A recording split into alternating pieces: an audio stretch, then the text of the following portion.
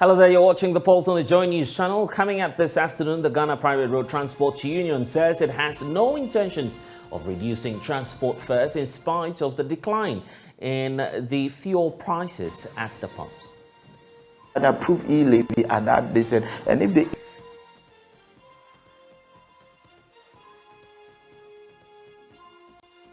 We'll get you the very latest on that, plus get more on the road tolls, which the Ministry of Finance says is working to finalize the modalities on. Also coming up this afternoon, the Ashanti Regional Security Council wants the Kejetia market closed for 3 days to allow investigations to unravel circumstances leading to the inferno that raised down the facility. Normal tonka bag, ewaha, and some adhesive, say grew near the grew munano, a catch fire. And let this be the last time that any member of the Ghana security agencies will be attacked by the very persons they've sworn to protect. That's the warning coming through from Minister for Defense as the committee from Parliament responsible for Interior and Defense visits the Ashaiman community after reported cases of military brutalities. We'll get you the very latest on that. You're watching The Pulse. The Pulse is always brought to you by Global Communities, Digny, Lua, Affordable Safe Sanitation. We're on DSTV channel 421, GoTV channel 144. JoyNews is independent, fearless, and credible. I'm Blessed Sogah. We're back with the details shortly.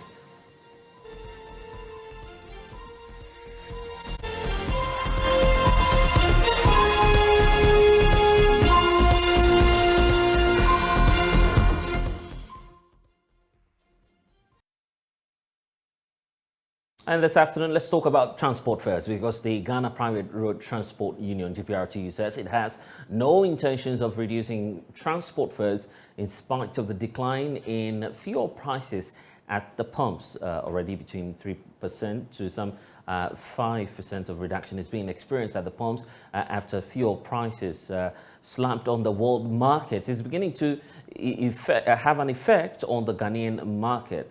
Raising calls by some commuters that there's a need for an urgent adjustment of the transport fares. Let's listen to some Ghanaians early on the streets of Accra today who spoke to JoyNews about the need for a revision of the transport fares. It came from the Road Transport Coordinating Council. They used to reduce the transportation fares and increase it when it's necessary.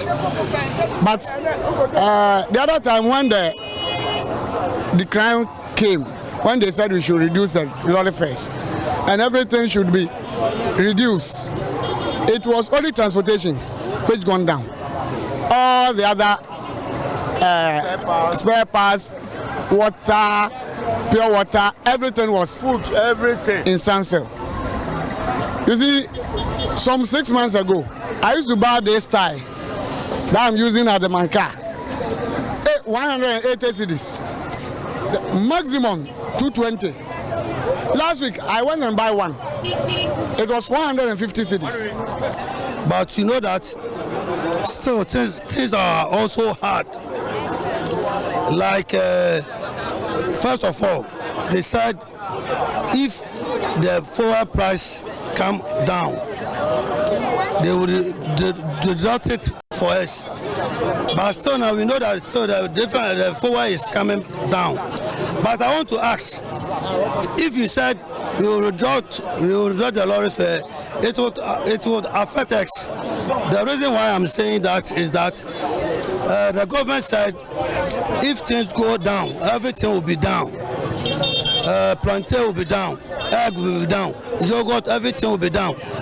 But our own, we are listening to the government, we come down, but still egg and other things are still top. So if you people said we still let us come down, I think it's cheating. Before we increase our lorry fare, and they reduce it, and they told us that we should reduce it. Immediately we reduce it, they increase it 50 pesos. They put 50 pesos on the fuel. And now they have reduced 20 pesos, and they are telling us that we should reduce our lorry fare again. That's not possible. The government is cheating on us. I can say it's point blank. I can tell you straightforward. You tell us to reduce, and we reduce. We obey you. You know you are a leader. But if the leaders is doing something and it's not good, you need to tell them. I'm a driver. I've driven for 15 years now, but I'm a young guy. But what they are doing, now when they tell us that we should reduce lorry fare, we are going to bear the cost. Because when it goes to the market, the prices are going high. There's past everything. Yesterday I bought something. Right now, ask for it again. 50% of increase. That's not good. So if you tell us that we should reduce our lorry fare, that's not going to happen. My question is that the fuel prices, they have been increasing and deducting. So now that they reduce it, if you also reduce the lorry fare, and by 3 days time or 1 week time, they increase it again. Should we increase the fare again?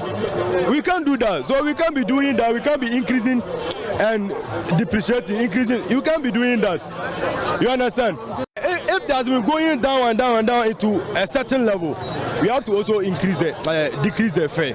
But when they bring it out, we have to also bring.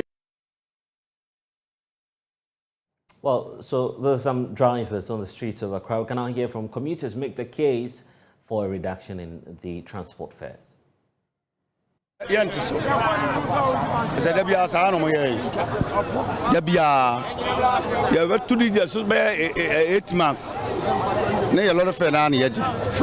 from lockdown. So you told the book we are passing us to the Koba. There be a driver from Kuana. You told all the first so not the piano pia a bass and so spare pass there, no town to pure water. 50 pesos sound out will be out on the Sogah tofu for an 10 city. And the driver from Kuana de Beria, Yantia so. I'm a dad, I say, Yatu so, and Yatsi swap Masapaja. And this Uber saying, I want to spare pass. What I'm saying is, whenever the fuel price increases, you know, they usually increase the fare. As long as it has come down, the fare must also come down that way. That is my view. Yes, because the fuel is come down. So we need government to see the transport owners to reduce the transport fares for us. We are suffering because the country is too hard for us now. So we want the government to see the owners of the transport to reduce the fuel for us. You see, formerly it was around 23, and it came down to 15, and there was a reduction. So from 23 to 15, and reduction, I think it was called for. But from 15 to 12, I don't think it is proper, because still prices in the market are also high. So I don't think from 15 to 12 there's a need for reduction. But at least if you get to 10, then that would be okay for us, the person. At least if the fuel price come to about 10 cedis a liter, you understand, there will be a justification in running down the cost of the transport fare, because there are spare parts. Day in, day out, things are going up. So it will not do fair treatment to the transport owners if they say they should reduce the transport fare.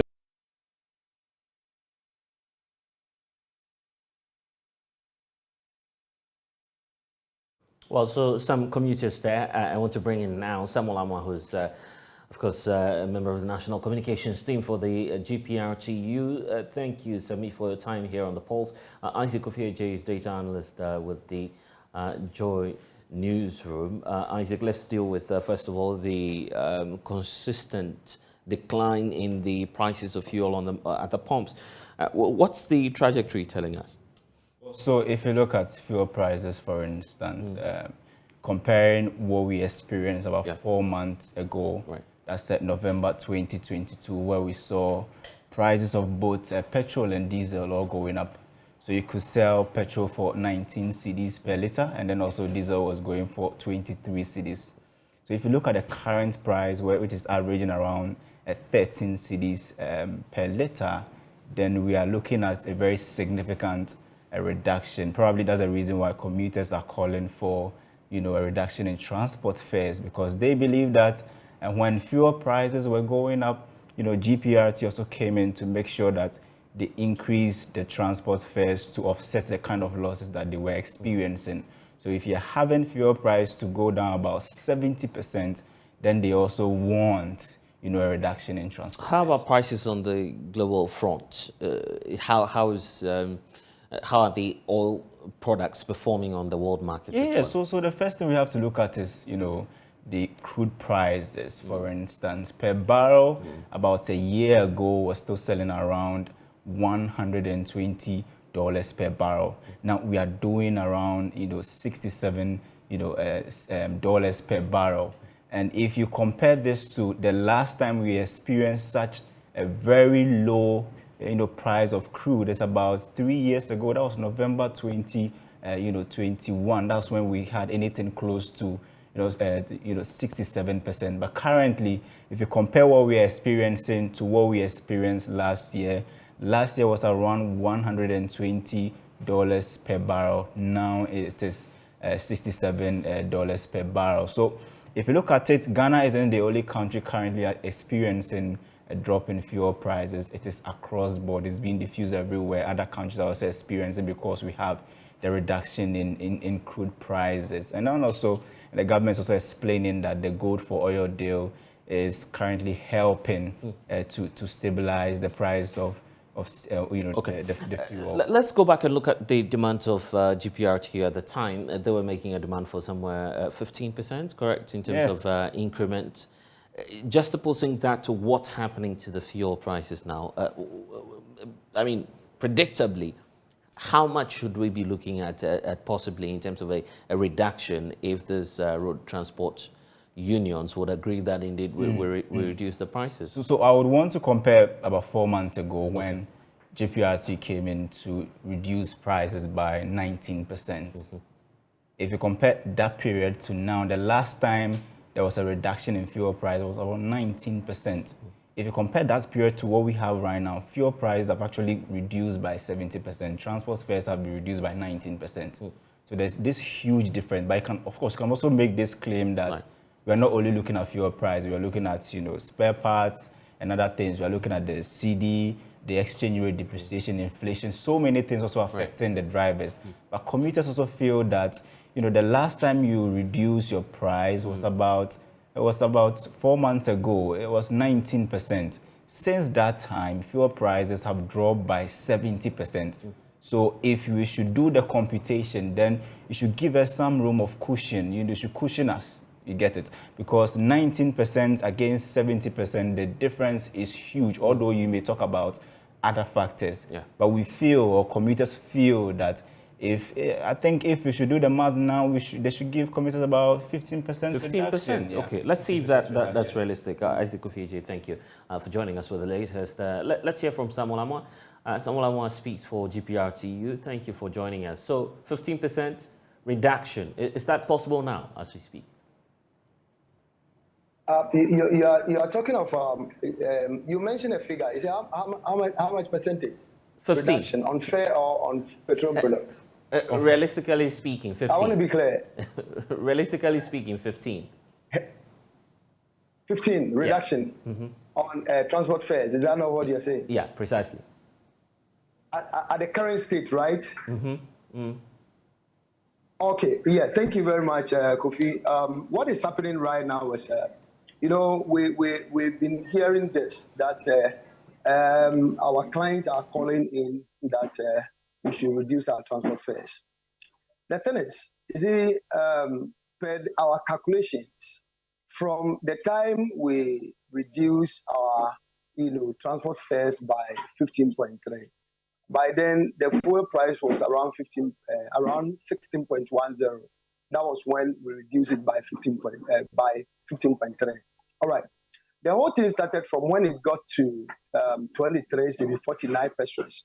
Then it started declining. When it was coming down, it got to around 18 cities, between 18 and 17 thereabouts. Then there was this call that we should reduce it. We made our calculations and we made them understood that we can't just, reduce the transport fares, because we always have a margin that when we went for this negotiation that we increased our fares by 20%, by then the fuel price was 15.99. That was when we had a 20% increment.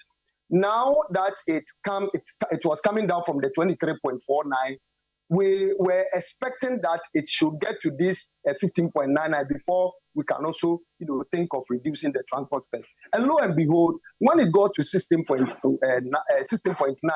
the transport ministry called, and then we judged, or at the end of the day, we agreed and we reduced it by 15.3. Okay, but 15.3, many are asking for a reduction. So how much are you willing to concede? At least we're seeing that at the pumps, the prices are declining. Yes, Sammy, if you can hear me, I'm just saying that. Kofi, are you with me? Yes, but I'm just asking what concessions you're willing to make at this moment.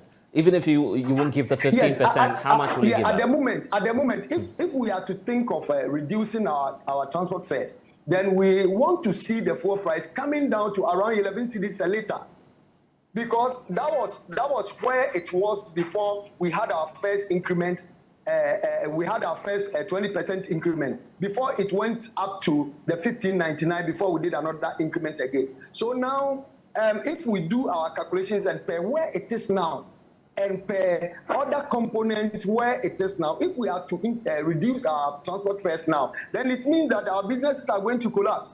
Because now, go to spare parts market and go and check what is happening there. Go to the lubricants and check what is happening there. Now, insurance is very high. There have been 30% increments of our insurances. So now that the fuel price is coming down, yes, we are all praying that it should come down to a level that we can also think of reducing our transport fares. Because normally, I used to say this, whenever the fares are down, the patronization also goes high. You see everybody, coming to the trotro stations to board vehicles. So it's all our prayer that the fuel price will still come down. Then we also think of reducing the fare. But as it is now, the GPRTU cannot, reduce transport fares until we see the fuel price coming down to around 11 cedis. Then we also check on the other components. Okay, but why not think of how why not open to the idea that you reduce as we go? At least there's a reduction, you agree? Yes, Kofi. You see, that is not the system. You see, let me explain something for you and your viewers to understand this. When the fuel price was around 11 cedis 30 pesos, that we had our first 20% increment, it went up to 12 cedis plus. We didn't increase. Up to 13 cedis, we didn't increase. Up to 14, until it got to 15.99 before we had our 20% increment. The agreement we have with the transport ministry or the government is that whenever the fuel price is being increased by 10% threshold, then we, the transporters, also have to come and think of increasing our transport fares from the 11.30 to the 15.99. But then the increment was 42% and over. That means if we were to increase our transport. Hello, Sami. It appears we're having some challenges connecting to Samuel Amwa there. But of course, the point is being made that until we get to 11 Ghana cedis to a litre, obviously TPRTU would not agree on that. But Sami, let's explore the way forward now. I'm just wondering what will be happening in your commercial vehicles in the coming days, because the pressure is mounting. A lot of people would then be involved in some sort of exchanges with your conductors, because they would simply not understand why prices are coming down at the pumps. And we're not are you with me? I'm with you. I'm just saying that in the coming days, what we are likely to experience is that a lot more of the commuters, people who patronize your services, may be involved in some sort of an exchange with the conductors, the mates in the trotro vehicles. I'm just asking if you've spoken to your members to at least calm down and negotiate with those who may be coming in for your services. Yes, Kofi, what you are saying is true. It's a matter of taking our time to explain to our clients, for them to understand that it's not a matter of we may be.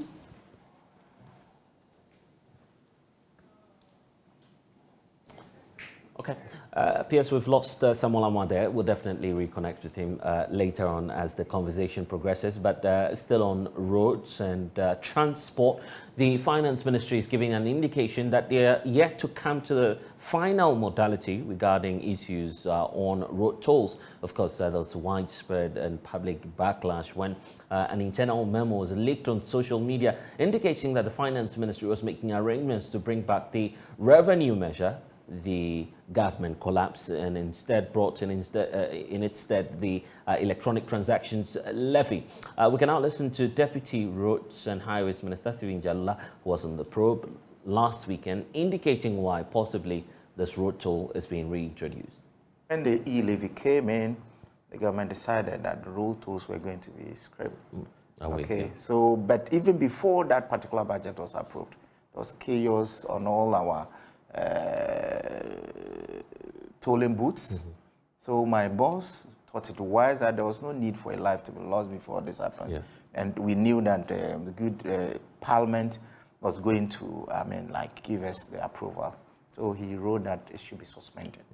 Okay, road tolls were only suspended pending the approval of the budget.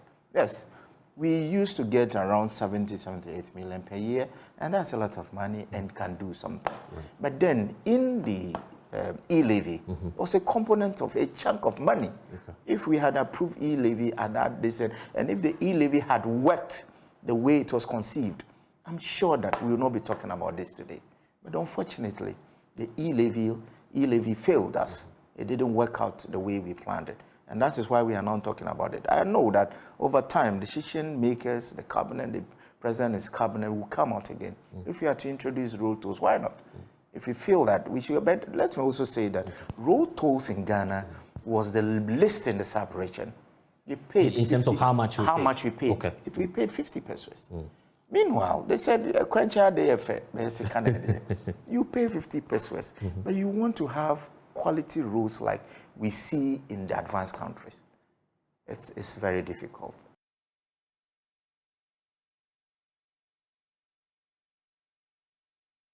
Well, the Finance Ministry has indicated that it is yet to come out with final modalities relating to that. On your screens now, you have excerpts of that statement released by the Finance Ministry indicating their position on possibly why there is a reintroduction of the road tolls. We'll just bring that to you. It indicates that the Ministry of Finance, the attention of the Ministry of Finance has been drawn to a leaked letter circulating in the media space from the Ministry of Finance to the Ministry of Roads and Highways on the reintroduction of road tolls. The letter sought to convey proposed rates for the tolling of roads and highways to the Ministry of Roads and Highways as part of the broader consultations on revenue penetration policy.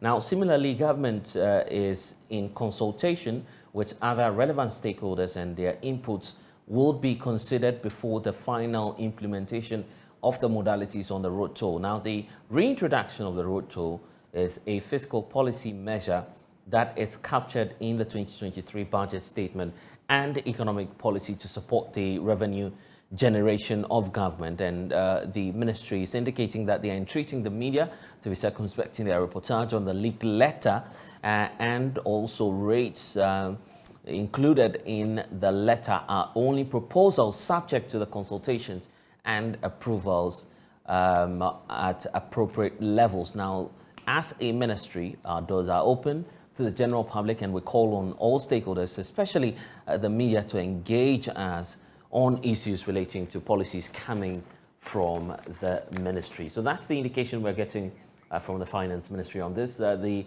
road toll workers are alarmed that many of their members may lose their jobs, given the fact that government is not coming clear on this directive. What's their concern? We'll explore that when we return after this break. Please stay.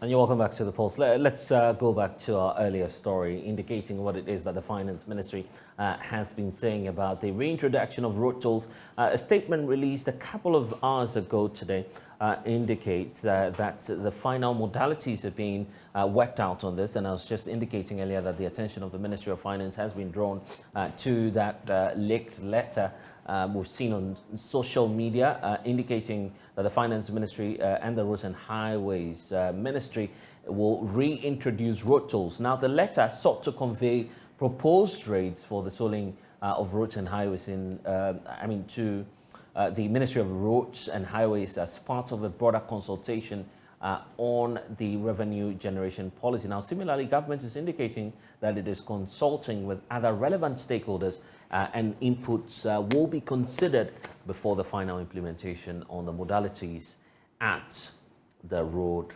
toll. So, on the issue of the road toll. So, one of the critical stakeholders is the Toll Workers Union. They used to manage this point before that directive was given to abolish the collection.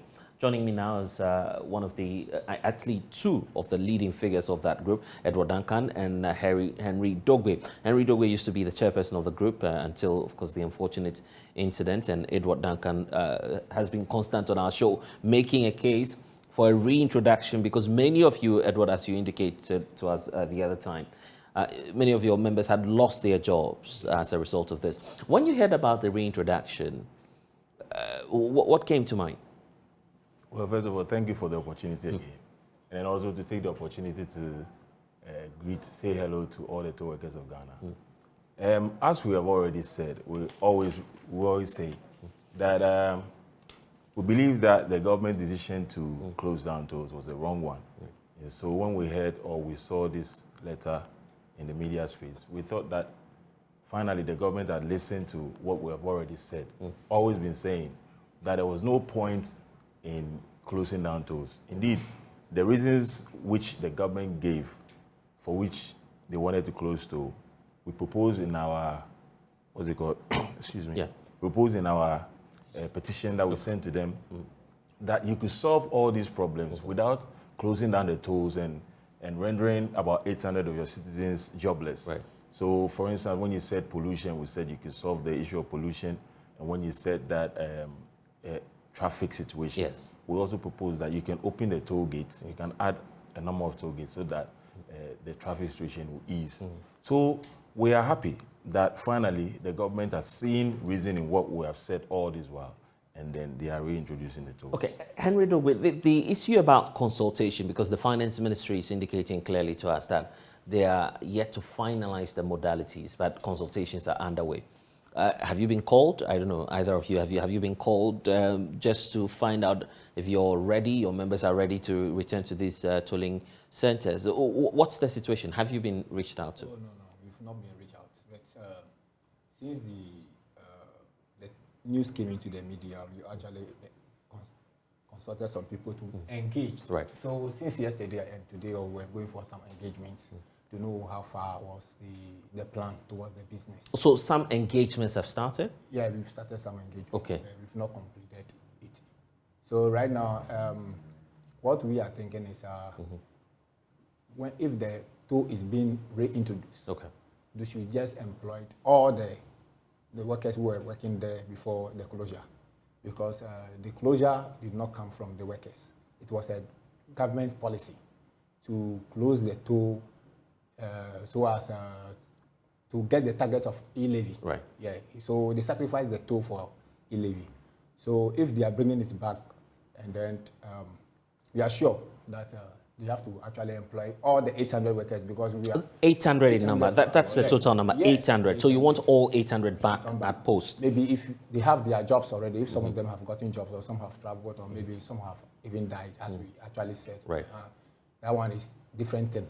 But they are in the house. Most of them are there doing nothing. And you know, this economic crisis and how things are now getting tougher and tougher. So that is the main reason why we have been chasing the minister and the president for so long, that the situation on the grounds is very serious. So they should try and reintroduce the toll. Because the bargain that they will close the toll, they will reassign all the workers. They will be paying us until we are being assigned did not actually fulfill their bargain. Right. Yeah. So you want all 800 to be reinstated. Yes. Edward, would that be an easy task?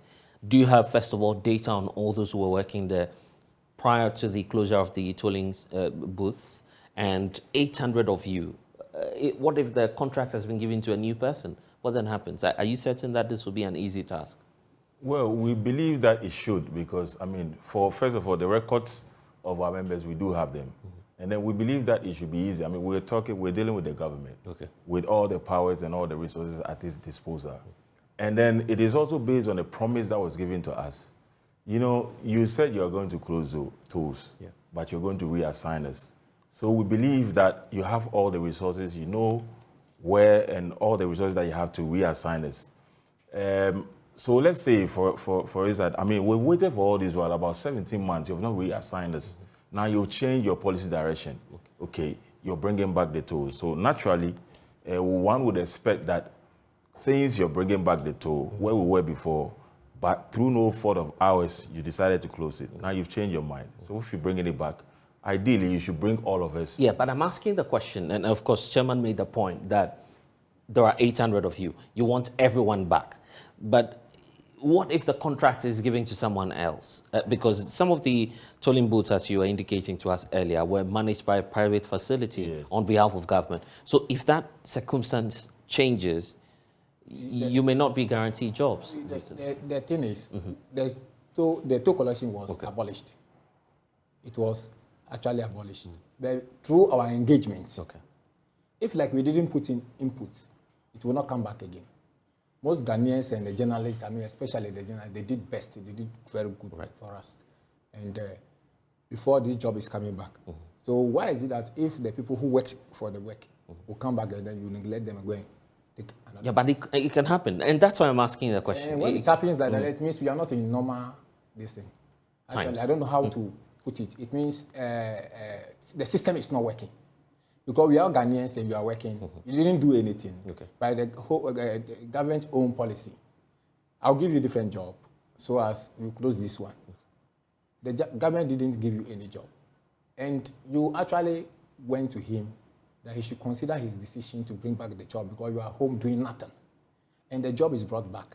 And now when the job is being brought back, they will ask you that you will not come. They will go and employ a different person. It doesn't make sense. Eddie, I guess this is where consultations must take place. Have you started? Have you reached out to the Transport or the Roads and Highways Ministry already on this? Yes, we have. Even today, we went to the ministry. But unfortunately, we're not able to. We couldn't see the minister.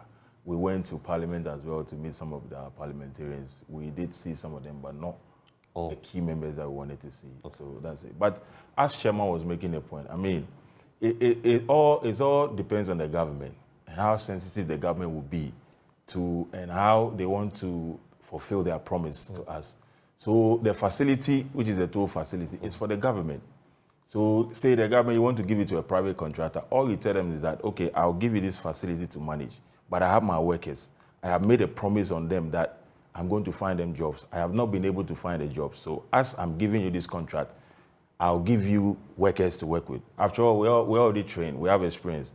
If we don't get to be employed, anybody who is going to be employed has to be trained again. You will need resources to do that training. So to save the private contractor all the hassle and then they're going to find the resources and all that, these are the people who are already trained, experienced. So use them to do your job. I believe that this is the case that the government has to make for us so that all of us can get our jobs back. Okay, but what was the promise before? The promise before was that you'll be reassigned. Yeah. Okay, so now you're seeking to re-engage. So it's not even promised that all these 800 persons will get their jobs back. The initial stage, they said we be built until we are all reassigned. Okay. Once you are in the house, they'll be looking for a job opportunity for. When you get the opportunity, then you go and start your work. But before you start, they'll be paying you until you are being engaged. And you know, this is what we're expecting, but it didn't happen. So we wrote back to the government that it was a promise that we will be reassigned for a different job. We didn't get that. So if possible, we know the crisis now. It's a global crisis. Yeah. So if so, the toll point it's also generating money. So we should let us go back and then manage that place. Okay. Yeah. So through that, and then if government was able to consider those ideas, and the thing is coming back. That's what I'm saying automatically. Then is the all your members must come back. I'm interested in the meetings that happened today. You were just successful at the one that happened in Parliament. Yeah, we went there, but because of since there's some serious meetings going on today. Okay. Yeah, it was when we called, we booked an appointment to meet. But when we got there, they were having the different meetings and other things. So they asked us to stay, and then appointment different places too. We have to leave and go to different places and other things. Okay, so Eddie, what that means is that you've been moving around to engage critical stakeholders ahead of this reintroduction. Yes. What are you seeking to do through that engagement? Well, first of all, and like Chairman said, it's a good thing that the media is helping us. It is sometimes it's a bit difficult if you want to try and get some of the authorities to speak with. As I speak to you now, there's a letter at some of the offices. We're seeking to engage some of the ministers, and it's been about 6 months and we've not made any headway. But we believe that when we come on your shows and shows like this and we speak, they hear us and then they heed to what we're saying. So we've been to different, like I said, we've been to Parliament. We were able to, we didn't meet the key people that we wanted to meet, but we met some people and we've had discussions. So we're working on it. See, the bottom line is that the government has to really be a bit sensitive to us. Our situation is dire. Our members are going through a lot of hardship, hard times, and so we plead with authorities to listen to us. I mean, we're all Ghanaian citizens. We're in a situation. It was through no fault of ours that toll collection was closed. It was your policy. You changed it. Now you're coming back. So give us our jobs back. That's all we are saying. Okay. When you met the MPs, are you willing to put their names out? When you met them, what are you seeking to put across to members of Parliament through them? Because they are our legislatures, and we've sent a petition to them and all that, we're seeking for them to speak on our behalfs. They're supposed to help, your citizens to feel comfortable in the country. So we're seeking for them to speak on our behalfs. We've engaged, in the past we've engaged, I can mention some of their names because they've helped us, they've encouraged us. Over the years. Yes, Honorable Govins Kwame Agbodja, we've met. Honorable Ahmed Ibrahim. I don't want to go to the majority side because a lot of the majority MPs have also supported us, and they don't really understand the closure in the first place. So, but I don't want to put their names out there. The minority, Honorable Ahmed Ibrahim, and the likes. All of them, and they are willing to support the cause so that we'll all go back to work. So now the ultimate aim is to have all 800 of you come back to those who have already got their jobs. Okay, so some have their jobs already, so you'd have to take that out, Chairman? In case they have something else to do. But how about the revenue measure itself? The Finance Ministry says they are yet to determine the amount, the modalities for how this one will be rolled out. Do you have a fine idea? Because you are making the recommendation for the reintroduction of the toll 6 months ago or some months ago when I was engaging you. Do you have an idea of how we should be rolling that out now?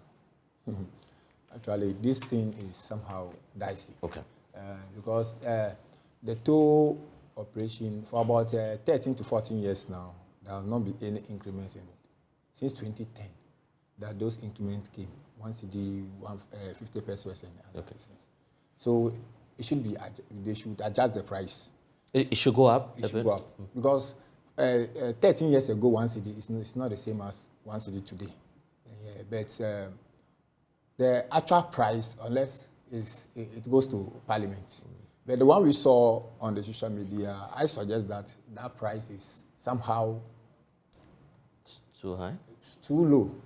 Okay.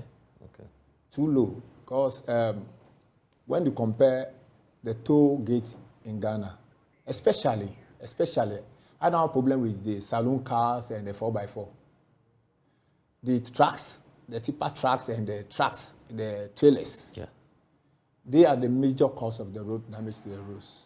And those cars, the amount they are paying in Ghana, when you compare it to our neighboring countries, is far below. You go to Burkina Faso, you are paying like almost 80 Ghana cedis, 90 Ghana cedis for using the, yeah. And you come to Ghana here, you pay 2 cedi 50 pesos. And the most annoying thing, when they are passing Ghana here, look at the load that they carry. When they get to the border, they offload. And then before they move on their road, they have been damaging our roads, but they pay less. So at least when they are doing the rates, they should consider all those things. As for Totro and the saloon cars, they are in the system. Right. Their weight is not so much distance. They can consider that. But the trucks, the tipper trucks and the trailers, at least they have to adjust their price. I'm not actually happy the rates which they quoted for the trailers and the tipper well, trucks. at least the finance ministry says it's not conclusive. So let's see what will happen on that. But as we wrap up, Edward, what's going to be the next phase? How about your members? Are you meeting again? Are you likely to do some further meetings with all of your members across the country? Yes, we do. Actually, because of technology, it's easy. We don't actually physically meet, but we do most of our meetings online. Yeah, so we'll meet. Whatever that goes on. I mean, this letter that came, this document that came, you know, there was a buzz on our page. You know, everybody wants to know what is happening and all that. That is why there's been a need for us to come out and see what is happening. So we're going to meet. Like when you started, the communicator has come out from the ministry to say that this was a document, leaked document and all that, you know. So we'll hold it there. But we'll admonish the media, please. If now the ministry is saying you can come to them for information, we wish that you will go to them for information regarding our state as former toll booth workers.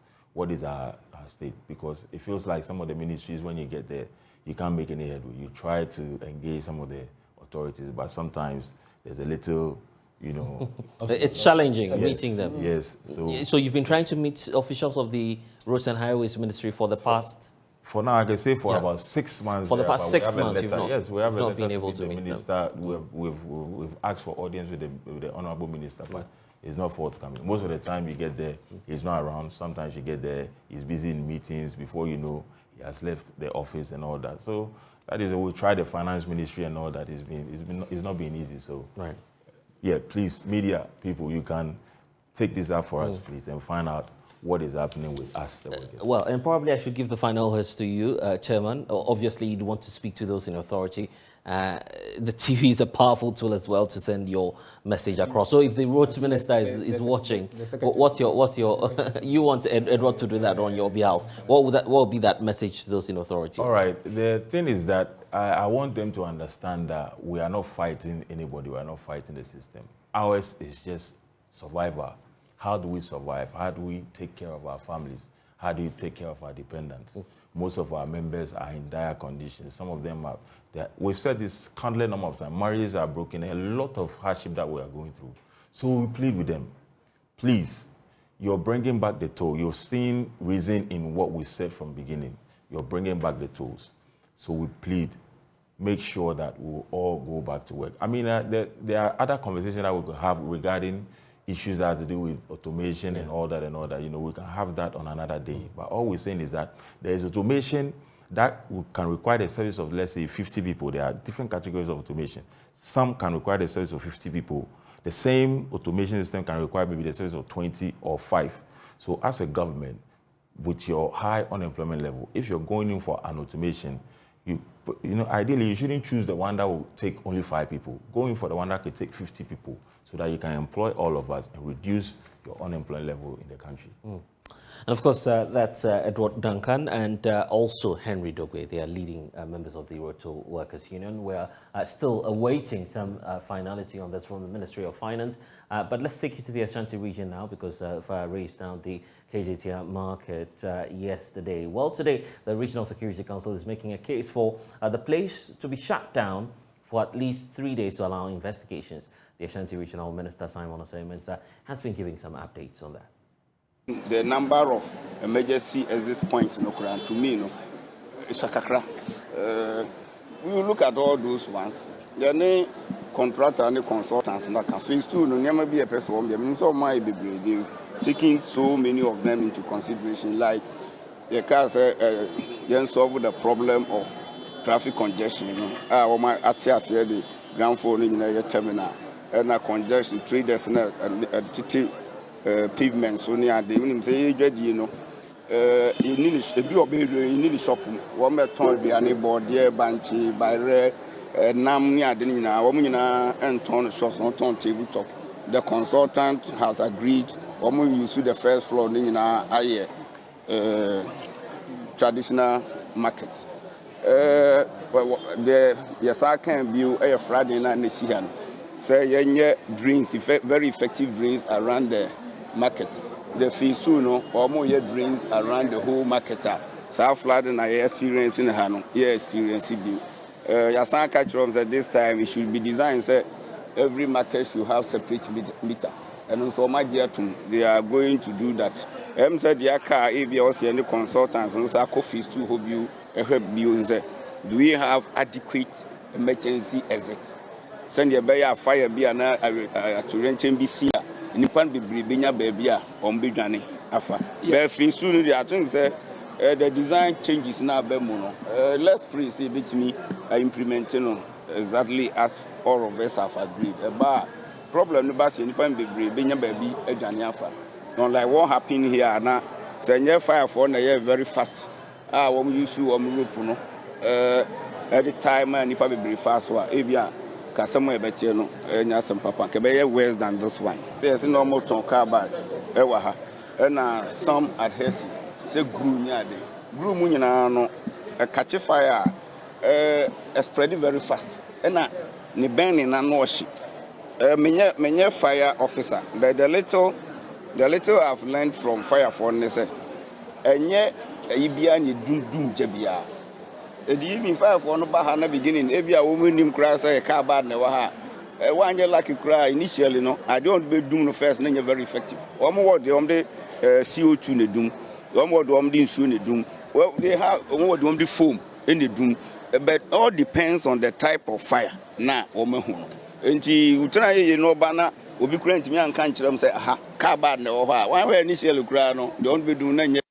But we thank God, say, fire service. At least, hardly do people praise them. But not there, say most radio stations are monitoring praise fire service and even the police commands. Yes, Metia Ibi, say, Obi and the shop will be a Chinese be shop be a coffee machine be burned. It's not true. Fire service for now, friend 10 table ladder and they use it in rescue operations where Sendipano was. Na ebia ontimi nsane why trapped one of them is a rope no tire na man for afa ho no masifom the other one say this 10 table ladder no yenso beba no mo di ayi but say could do crime scene ho a eno na informal equipment here at the crime scene. Nana Jima is joining us with the latest on this. Nana, so the marching orders there by the Ashanti Regional Minister, but beyond that, how are the shop owners reacting to the news?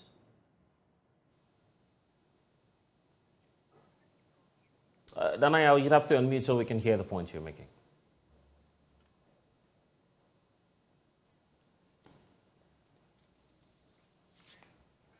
Nana Jima, we're unable to hear you. If you could unmute so we can get the point you're making.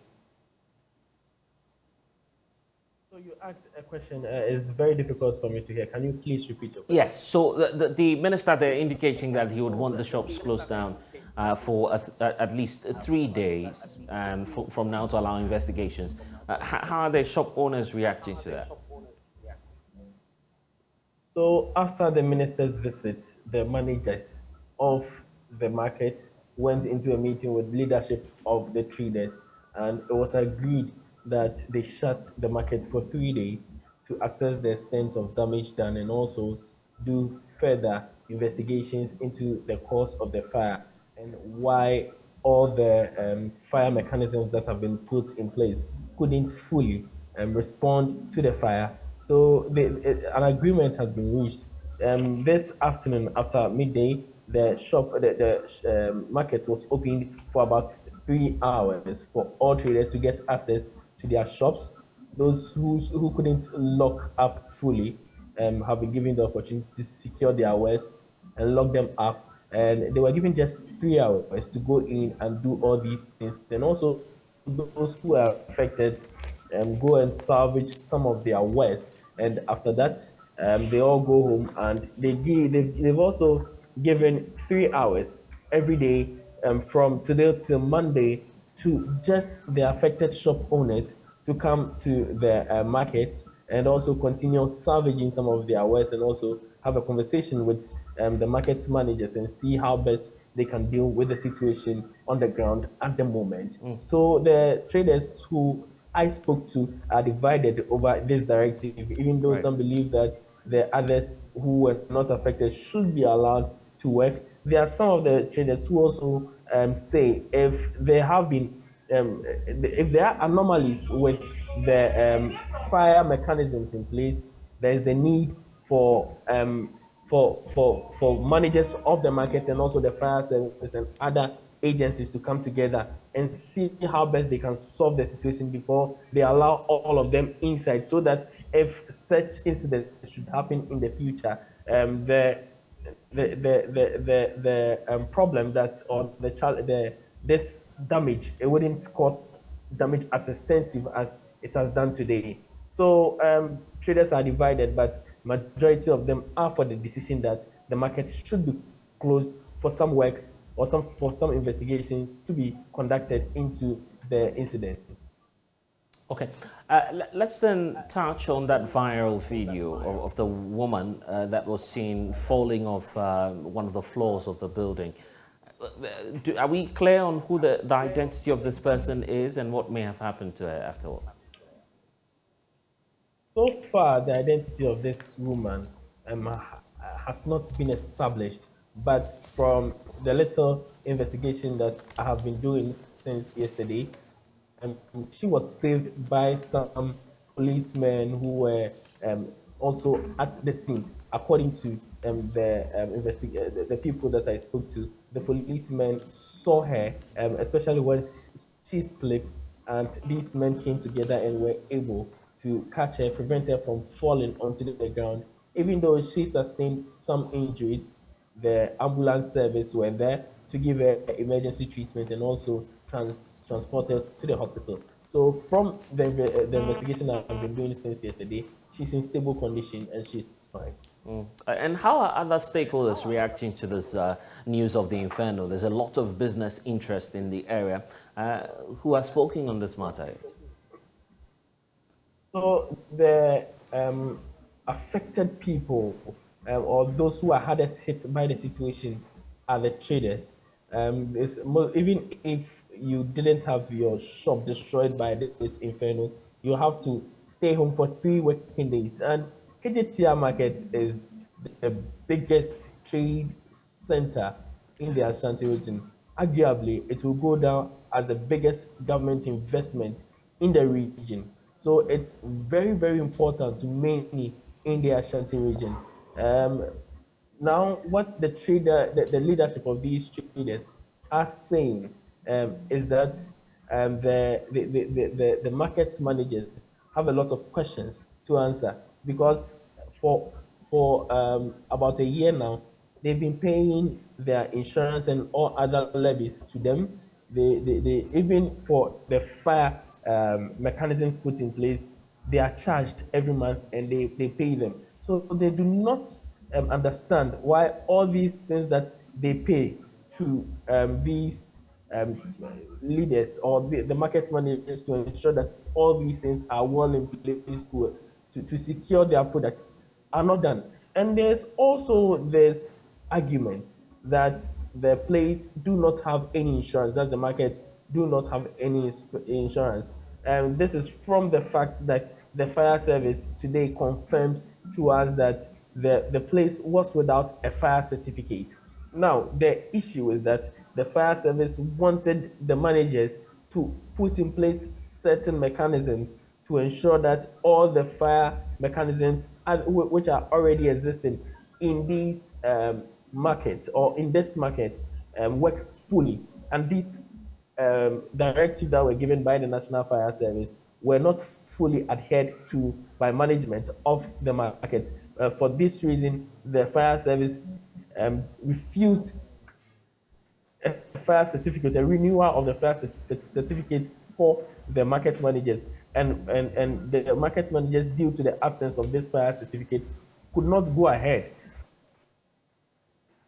Okay, let's talk about phase 2 of the project as well, because yes, Nana Juma, if you can hear me, I'm talking about now about phase 2 of the project. We know that that project is underway, and what's happened now may have affected largely phase 1, which is operational. What are the contractors saying about what they've witnessed on site? So far, we've not been able to establish contact with the contractors, but yesterday there were some men from their side on the ground who were can confirm it now is that for about a month, the second phase has stalled due to challenges with financing. So at the moment, there's nobody on site at the second phase of the market. So that's what is happening here at the first phase has no bearing on the construction of the second phase. What we know is that due to financial issues, the second phase has stalled. Okay, Nana Juma, thank you for the update, and we'll definitely get back for more on this.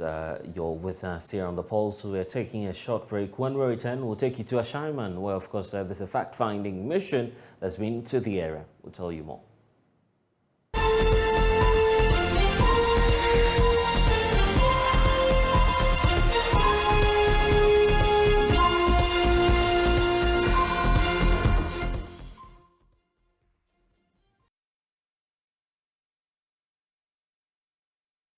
Let's take you back to Parliament now, because there's a petition that's been submitted to the House by the leadership of the Student Front, NUCS, and civil society group African Education Watch. The groups are asking Parliament to uncap GET Fund, which they believe is critical to unlocking the potentials in the education sector. I want to bring in now Kweku Asante, our parliamentary correspondent, who has more on that for us. Kweku, so what's contained in this latest petition before Parliament? So according to NUCS and Africa Education Watch, who've been commenting and petitioning Parliament, they say that the GET Fund capping law should be reviewed, it should be repealed as of now. We have significant concerns about how government is managing the levy. Indeed, in their petition, they have a number of outlines that they want government to take care of. They say that in 2019, the GET Fund levy accrued about 1.8 billion Ghana cedis. Government only gave GET Fund 1.2 billion. In 2020, 2 billion, GET Fund only get 1.2 billion. And that in this year, 2023, the expectation is that GET Fund is going to raise about 4.6 billion through the GET Fund levy. And GET Fund is only going to get 1.8 billion of that. That is about 39%. They say that this is woefully indicated because of how important funding of education is in the country. And so they are petitioning Parliament, and they are asking the Education Committee, the Finance Committee, to take some urgent matters to realign the specific law that caps GET Fund. And so they were received by members of the Education Committee, the chairman, Mr. Bankwai Siama, the ranking member, Peter Lotupo, to the MP for Akachi South, Akachi North, was also there to receive NUCS and Africa Education Watch on the specific concerns that they had about capping of GET Fund monies. And the committee is promising that they are going to work on that. I've also spoken with Kofi Asari, who is Executive Secretary of Africa Education Watch. He says that this is a matter that is such an important one. He expects that Parliament will deal with this issue before it goes on Easter break. Our concerns primarily stems out of the declining funding for education, which emanates from GET Fund. In 2017, this House enacted Act 947, which has become more of an enemy to the progress of students. And we won't mince words with this. Act 947, especially for the GET Fund part, is an enemy for the progress of education in Ghana. In 2019, a total of 1.8 billion Ghana cedis was to be accrued to Get Fund. Out of that, only 66% was allocated to Get Fund, representing 1.2 billion. In 2020, out of a 2 billion accrual, only 1.2 billion was allocated, representing like 60%. In 2021, out of 2.3 billion accruals, only 1.4 billion was allocated, again another 60%. In 2020, 81% out of 3.2 was allocated. Initially, we had smiled, hoping that 81 is an improvement on it, but now it was reviewed to 56% in that same year. That was 2022. In 2023, then our biggest problem reared its ugly head. Now we realize that it is no longer a boardroom discussion again. It is a matter of a deliberate attempt to deprive the students of this country the requisite funding that is needed to run an educational sector. Out of 4.6 billion that is supposed to be accrued to Get Fund, only 1.8 billion, representing 39%. The students of this country query in shock. Today we are here with just two requests: reject the Get Fund formula and quickly initiate steps that would uncap Get Fund. And Kweku will be getting the response from Parliament shortly, but I want us to also listen to the Executive Director for Africa Education Watch, Kofi Asare, who's been speaking on the matter.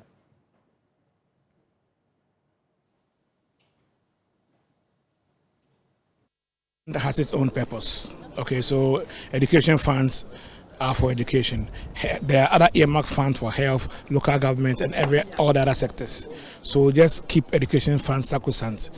It's as simple as that. The intention behind Get Fund is to support education development. Let's respect that.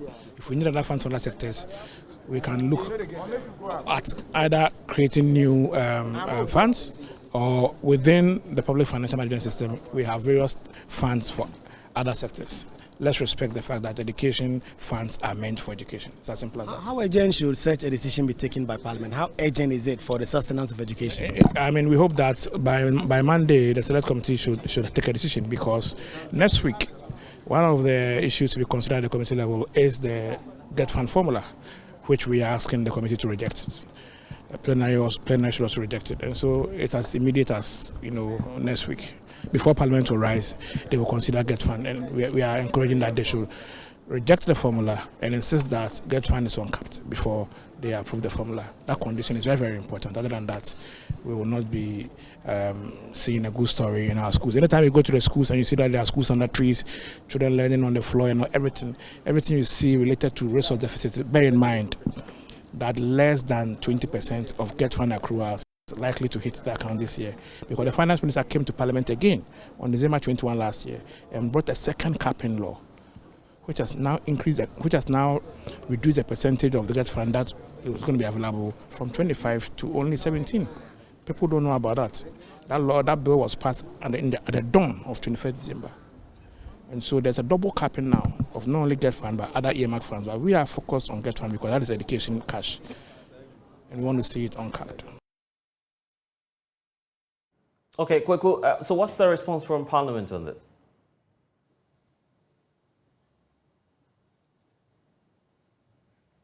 Kweku Asante, you'd have to unmute. We're unable to hear you. We've heard from the chairman of the committee, the MP for Frontier Connaught, Amankwa Isiama. We've also heard from the ranking member, Peter Nochukwu-Ochoy. Both of them are in agreement that this Get Fund money should not be capped, and that ultimately Get Fund should be getting exactly the amount of money that people are paying as taxes through that forum. And so they agree that Parliament must take some immediate steps. Let me say that these two MPs are all sponsoring the Get Fund realignment and private members bill to sort of realign some of these campaign funds. And they say that they are going to work on this. Get Fund is the only dedicated fund that has been earmarked for the development of education in our country. Capping it to the extent of giving it about 17.5% in recent act, I think it's not the right thing. Education is expensive, very, very expensive. But if you try vices and ignorance of the youth, in later years it will cost you harmfully and more than if you had used the money to educate your youth. We will do everything possible within our means to make sure that Get Fund and earmarked fund like Get Fund is used for the education of our country and the youth of our future. We have to give you a vista of hope and inspiration. I can inform you that Chairman and myself and the committee, we have already taken the step. On the 29th of November last year, we presented a bill, which we call a private members bill, to GCAP Get Fund. It is now before the finance committee. We are putting pressure on them to look at it and make recommendations to the House. I am sure your presence here will give indication to the finance committee that we need to do something about it as quickly as possible. And when that is done, be assured that this committee will be there for you as we have been all times.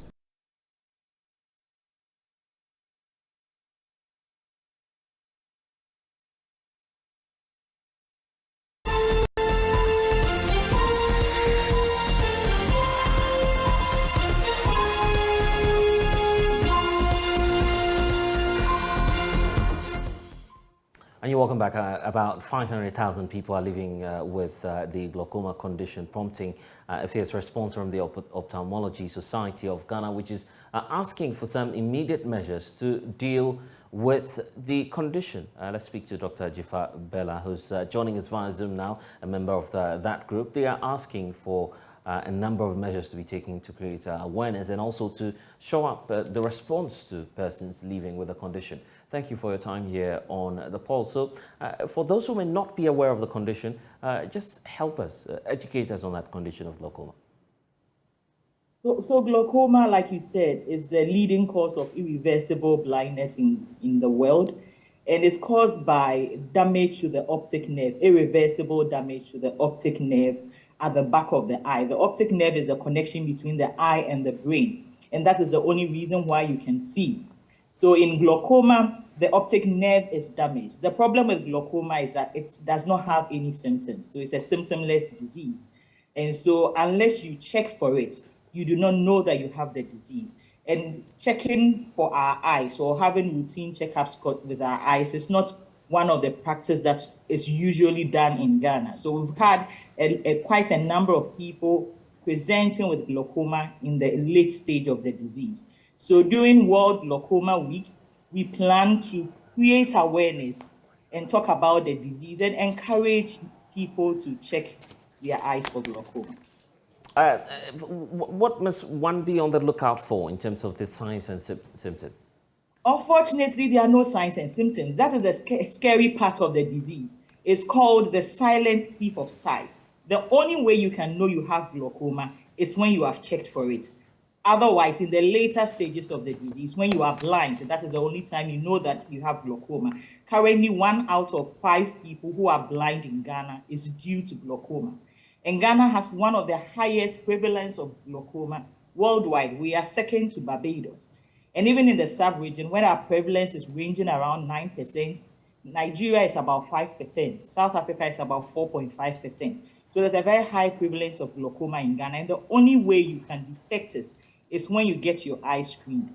So remember, when you change your glasses, that is not glaucoma screening. Glaucoma screening is more than that. So you have to be intentional about it.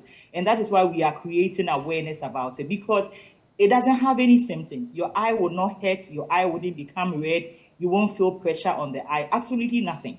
Until the later stage of the disease when you have blindness. So from the perspective of your society, how can we effectively deal with those already living with the condition and also increase awareness on ending possible cases? So those already with the condition, we need to educate them.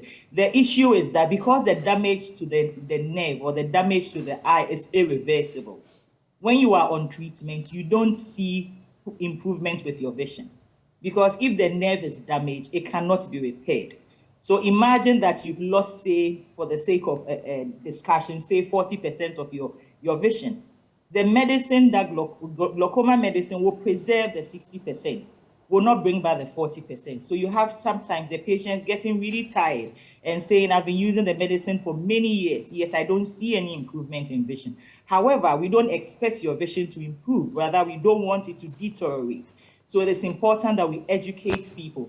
And then because some of the drugs are expensive, maybe surgical option is something that we should look at. I know a lot of Ghanaians are scared about surgery in the eye. But with glaucoma, one of the surest way to get rid of the disease or to treat the disease is to do surgery so that your eye pressure, which is what causes damage to the nerve, is low all the time. If you want to use medication, then you must be compliant. You must make sure you instill the drops every day the way you are asked to. You cannot run out of the drugs. And the drugs are for your entire life. It's for a lifetime. So we would encourage people who are glaucoma patients, who are on medication, who are not compliant, to look at the other options in the management of glaucoma, which includes surgery. Is there any other thing the public would need to know about this condition? So what we want to say is that get your eyes tested. Every year, do yourself a favor. If you are above the age of 40, pass through an eye clinic and say you want to do a glaucoma screening. Not just changing your glasses, ask for a comprehensive screening for glaucoma. So we would educate the public, would advise everyone to do that for themselves, especially if you are above the age of 40 or you have a family member who has glaucoma. And in the coming days, are there some activities that you'll be rolling out from your end? Yes, so from Monday, we've been creating awareness, and then a few of the hospitals have also been performing some glaucoma surgeries for free. You know, the glaucoma surgery is covered under the National Health Insurance Scheme. So even after this week, any government hospital you go to where there is an ophthalmologist, you can opt to do the surgery under the National Health Insurance, and then you will not pay anything. But currently, Kolebu is offering some of the surgery. Jiram Eye Clinic on the Spintex Road is also offering some surgeries. And then the Wattsburg Clinic in Kaswa also offering some free surgeries. You want to encourage those who already have glaucoma to look at the surgical option, because that is a sure way to know that your pressure is down for a very long time. Grateful, Dr. Jifabela, for joining us here on The Pulse. So we can now take you to the Ashaiman community because there's a warning from the Interior and Defense Committee, because let this be the last time anyone from the security agencies will be attacked by the very persons they've sworn to defend. And that's coming through from the Defense Minister, who today led a high-level delegation to the community for a fact-finding mission. Maxwell Agogwa was there, joins us via Zoom now. Maxwell, what transpired today? Well, we have members of the Defense and Interior Committee, who visited the community. Notable amongst the people I saw, there was WEM MP Kofi Adams, Zabila MP Cletus Avoka was also there. Ashaman MP Ernest Norbe himself was also there. The ranking member of the committee, James Ogalga, was there. The Defense Minister was also present there in Ashaiman. I've been interacting with some of the victims, and Blessed, it is coming to light that the military men, the soldiers, did not only brutalize men, that women were also beaten there on the ground in Ashaiman. A woman I've been speaking to, Rosina Ejay, she says she was on her way to work. She was actually in a marked vehicle. They had the name of her company embossed on the bus together with her colleagues. She said on their way, they were stopped by the military men. They were asked to lie down first in a supine position, and then the beating started. We can hear from her. Everybody should lie down. We lied down. We did what they said we should do. And they started beating us. So they told our driver to move the bus away. They would deal with us. So some of the workers were screaming that we are workers. We are going to work. We don't do anything. So we were removing our ID card to show that we are going to work. They said we know about the death of the soldier. And they started beating us. So they will beat you. They will run and come and walk on you, step down. As we realized, we saw the female soldiers too coming. She used the gun on my face. The female soldier? Yeah. A female soldier used the gun on... She caned me. She brutalized me very well. Let me say the men, they used it on my buttocks and then my thighs. But the lady, she used it on my body. They beat the guys severely. We were shouting, we don't know anything about it. I even raised myself for them to see I'm a lady, but they never mind. They said he was also an innocent person. So they are even trying to cane us from 4:58 to 7 a.m. So later on, they saw other buses coming. That's where they came and then they said, okay, we should stand up. Standing up to, you need to take 2 strong canes to run. They caned me. I see this mark on your face. Yeah, gun and then they are, I don't know whether it's stick or whatever. They used it on me. The whole body was swollen. I went for tetanus. So after that, it was coming down. I can't go to work because when I go to work, I can't work hard. So I need to be in the house for the meantime. It was the beatings. Because she used the gun, the place all became swollen. So they have to massage me. I've been using rub, taking my drugs, and then the injections too were more. So that's how come I'm okay for now. So wait, you were in your company bus or this was... We're in the company bus and then they said, drop down. Everybody should come down. Was it marked? Did you have the name of the company embossed on the bus? B5 plus. Still. So they saw that on the bus? They saw it. They knew it was a company bus. We are workers. They knew. So when people are saying they say they don't brutalize any lady. They are liars. If I have to even remove all my dress for you to see, you can't watch my nakedness. I'll show it to you.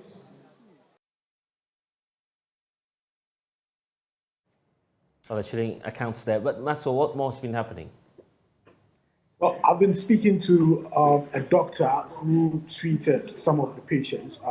He tells me that about 36 of them with very serious injuries, some of them with lacerations on the head, some of them with bruises on their backs, all of them reported to his hospital, and he treated them. So he's been giving us a sense of the kind of injuries the victims reported with.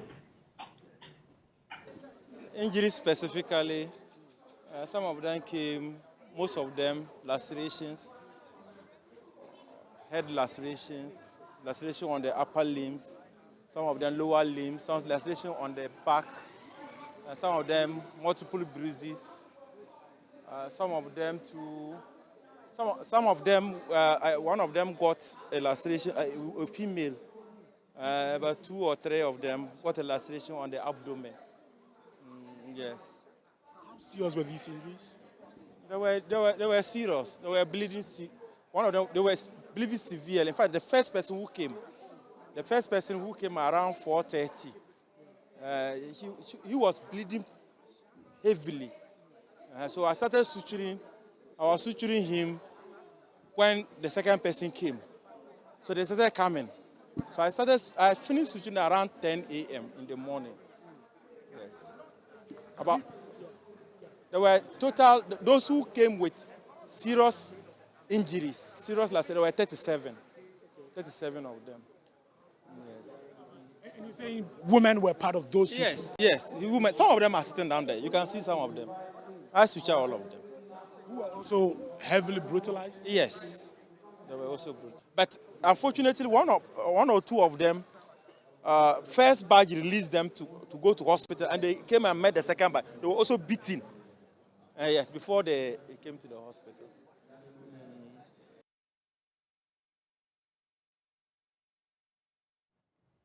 And finally, Maxwell, we know that there's a warning coming through from the Interior and Defense Ministries on what should happen going forward in the community. Yeah, the Defense Minister, Dominic Nitu, is concerned that it's important for us to find a fine balance in our commentary on what has happened. He says that on one hand, you have soldiers who are grieving the loss of a colleague who was killed in that gruesome manner. And on the other hand, you have community people who are also aggrieved because they've been assaulted by the military men. He is saying that we have had some of these things happening in time past. He made reference to Major Mohammed's death 4 years ago. He's saying that this should be the last time a member of Ghana, any of Ghana's security, agencies, should be killed in such manner. It doesn't matter who becomes minister after me. The same thing the person will tell you.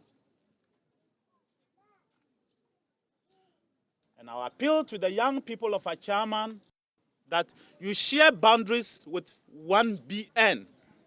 Live in peace with the men and women of the armed forces and the police service.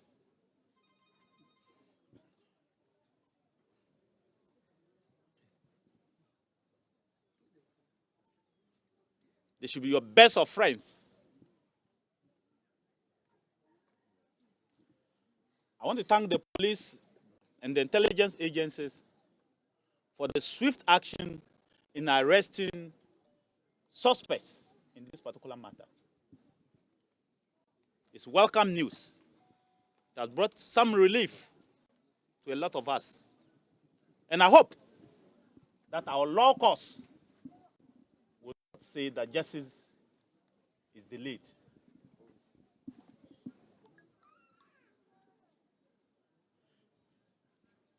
Justice grinds slowly, but it will surely come. But in this case, we want justice to grind very fast. Time that men and women in uniform will be killed, I don't use the word murder, will be killed by the people they seem to want to protect. Men and women in uniform, Ghana Armed Forces, Ghana Police, Immigration, all of them will die from the hands of people they seek to protect. But this should serve as the last time that anybody in Ghana thinks that he can use force of arms to make a living. The state will not sit aloof and allow that to happen. Any Ghanaian anywhere should be able to walk freely any time of the day, even if it's midnight, 3 a.m., and go to his house without turning the back to look at what is happening. If we live in a state where I fear to go to any place because it's dangerous, then it's not a state to live in.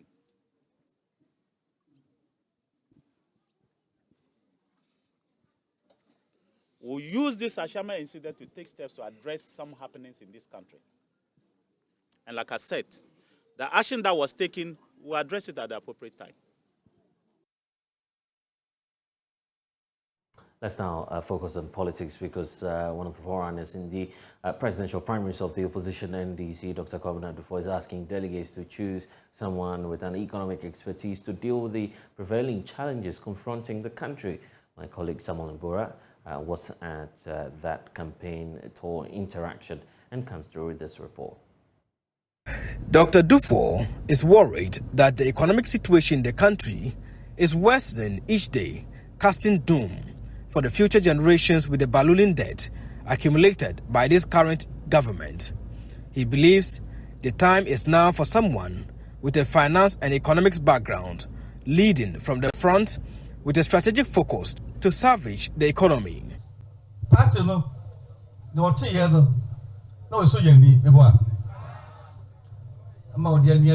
The founder of the NDC established the party with discipline after a lawyer took over, which is Professor Atamios. A communicator also took his turn and has done his part. Also,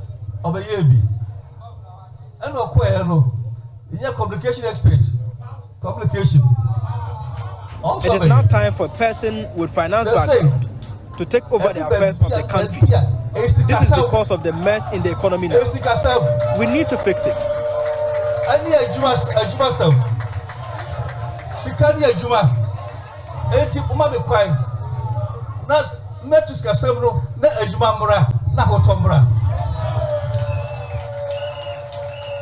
He has, however, advised against the use of foul language in the campaigns. He said it is only an internal affair and must not divide the party, and wants the NDC to unite and chase the NPP out of office because it has failed. Na the picture no so maka say eye busuan sel busuan tokwa ya pija na from 80 besramwa mama yanku. I advise you to stop the division in the party because it is an internal contest.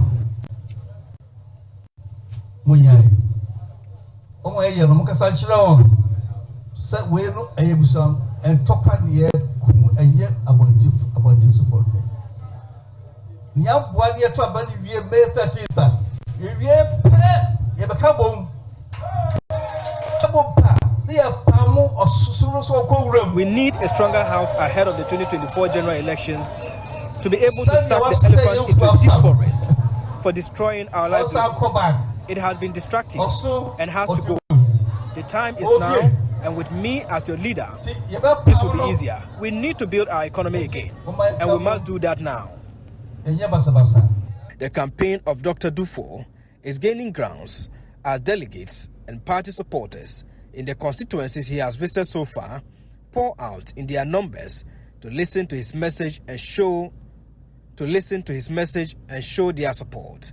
The campaign train of Dr. Kobina Dufour in the Greater Accra region continues to other parts with the message of better livelihood for the youth and aged in the country if he is elected. Samuel Mbura reporting for JoyNews, Accra.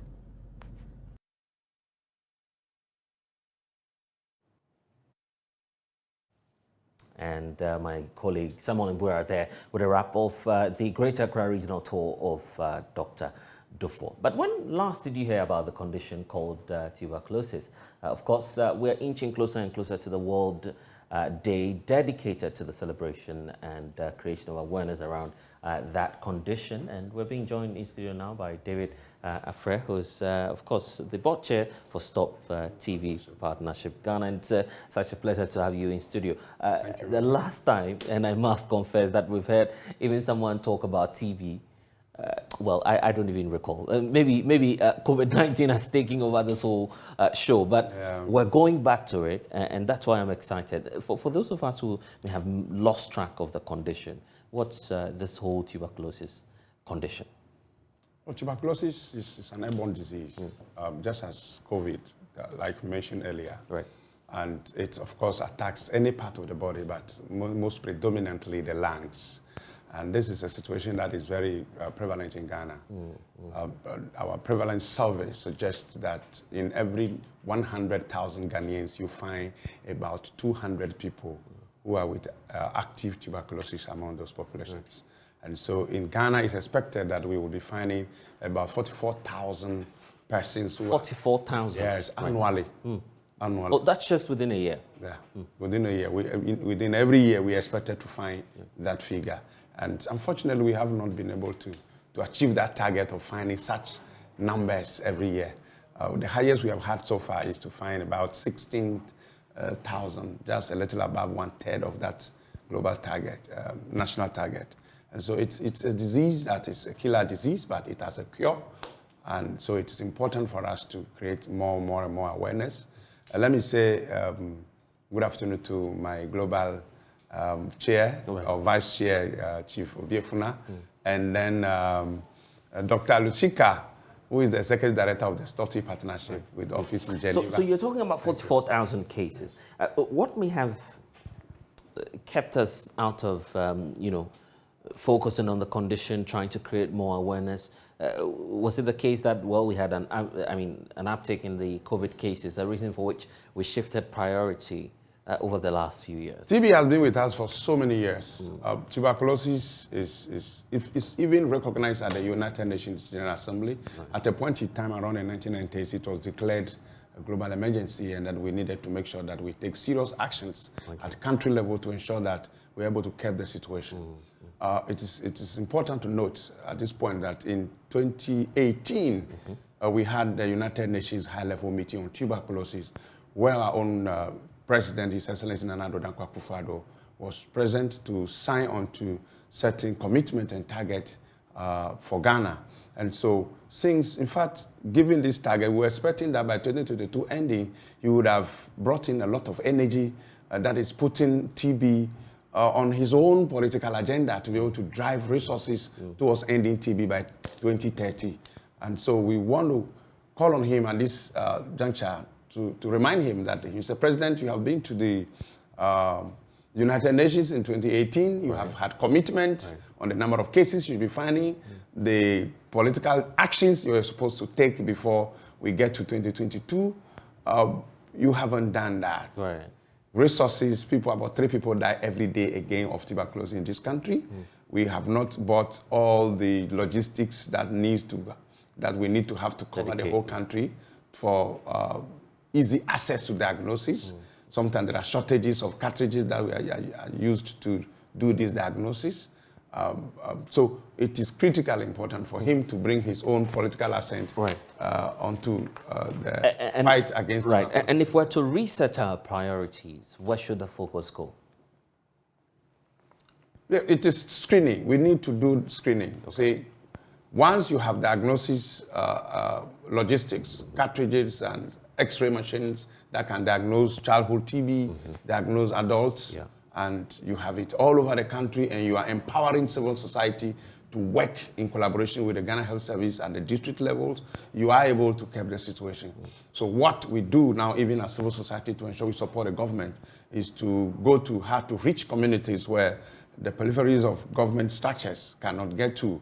And so we are able to screen communities, we are able to collect sputum of these presumed persons that are supposed to be TB, and then we take them to the laboratory, helping them cut down catastrophic costs of becoming aware of your status and then getting treated.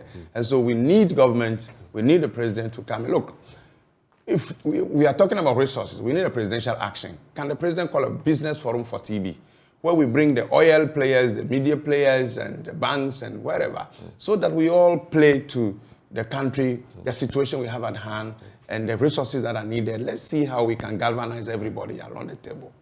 Individual awareness, how do we bring that on board as well? Individual awareness, yeah. Oh yes, so this is where we use the mass media. Maybe this is the first time I've come to your studio, but we have worked with most of the partners around on TV, on television, on radio, and there are house-to-house education that go on. That is what the civil society partners in the country, coming from the Stop T Partnership Ghana, do. So there we are. You have community-level radios, you have even community information centers that are being used. Maybe what is important is how much resources can we pump into strengthening these community-based organizations, and that is what is also deficient. Because as we speak, the government by itself is not able to push money into TB. It is a global fund that has been supporting us here and there to be able to do what we do now. And that is why we are not able to achieve the target that we are supposed to achieve. If you're leaving us with a message, and particularly for our viewers, what would they need to know about? It's important for everybody to know in Ghana that TB is curable. This year, 24th of March, we are going to launch the World TB Celebration. I'm giving the awareness today to tell every Ghanaian that if you are coughing for 24 hours and you don't seem to understand what is happening to you, just walk into any facility and ask for tuberculosis diagnosis. They will help you. You will not pay anything. And if you are diagnosed, the treatment is free. You can be on your treatment for a number of months, and it's absolutely free. It is a killer disease. You need to get to know your status early enough, get treated, and adhere to treatment if you are diagnosed positive. It's critically important. Okay then. This way we can end TV by 2030. Indeed. And we hope to meet that target. Thank you for joining us here. And of course, that's all we have for you here on The Pulse. And this is Sogah. Log on to myjoyonline.com.